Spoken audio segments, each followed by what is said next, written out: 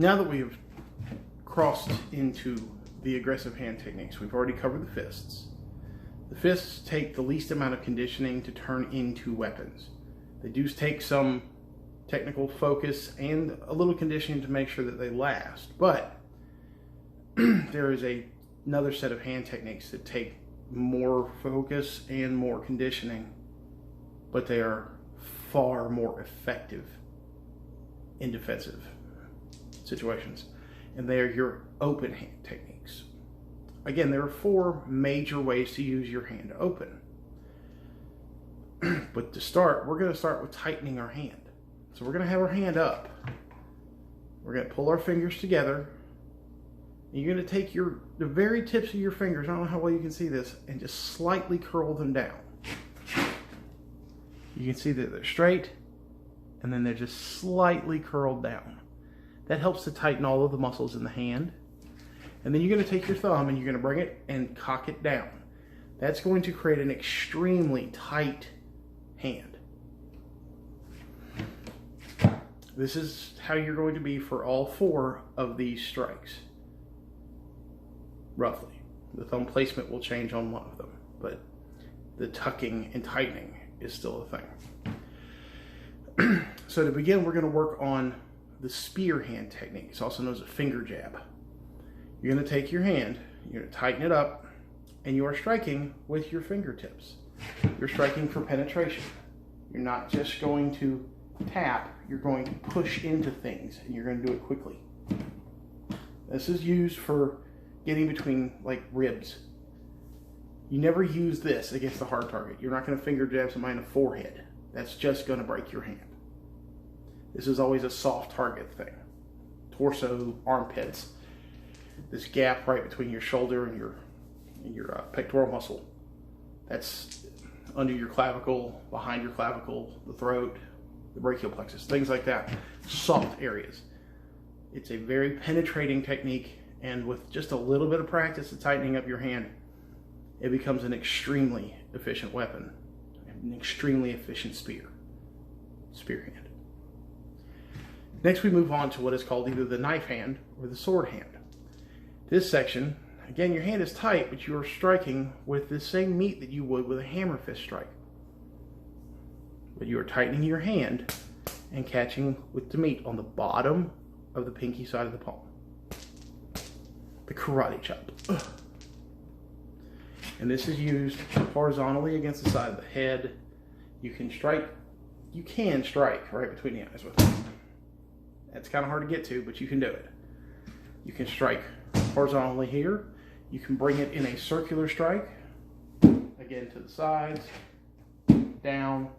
This is great for acting as a block technique also, and it's really good at vital point strikes,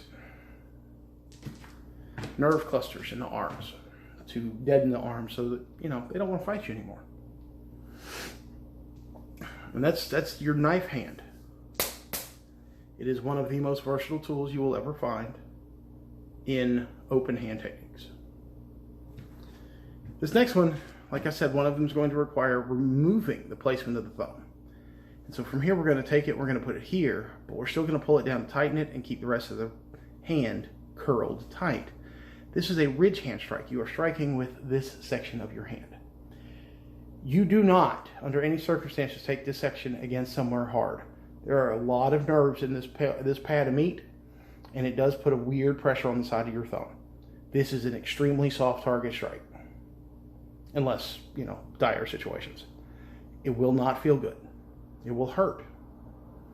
You can use it as a strike to the temples, across the ribs. You can use it in a fashion against incoming strikes. But the biggest thing is that you have to keep your thumbs in, tucked, and your fingers tight so that you do not just floppy hand this, because that will break your hand. It'll strain your wrist. It'll do a lot of uncool things, unhappy things. In the fourth version of this, you're going to take your thumb and put it back, and you're going to just attack with the heel of your palm. This is the quickest open hand technique that you can use in a defensive situation, because there's not really much here to break. Any impact is going straight down the entire length of your arm. You can maybe sprain your wrist a little bit if you catch it too high, but you're not really in any danger of permanently breaking something. Now, there's always exceptions, I know, but we're just looking at general rules at this point. So for this, you have to be careful that when you are tucking your thumb, you're tucking it straight down, so that if you make sure that it's not here, because you're going to strike, if your thumb's in the way, you're going to crush it. So it has to be back. Now, there are styles of martial arts where you will see that they will take this and do this for a palm strike. And that's great if you're only aiming like upward with it. But this, you risk impacting with your fingers instead of your palm. That could be very dangerous for these knuckles. So we're going to keep them extended out. You're only striking with the bottom. Okay, you see how my fingers are off the target?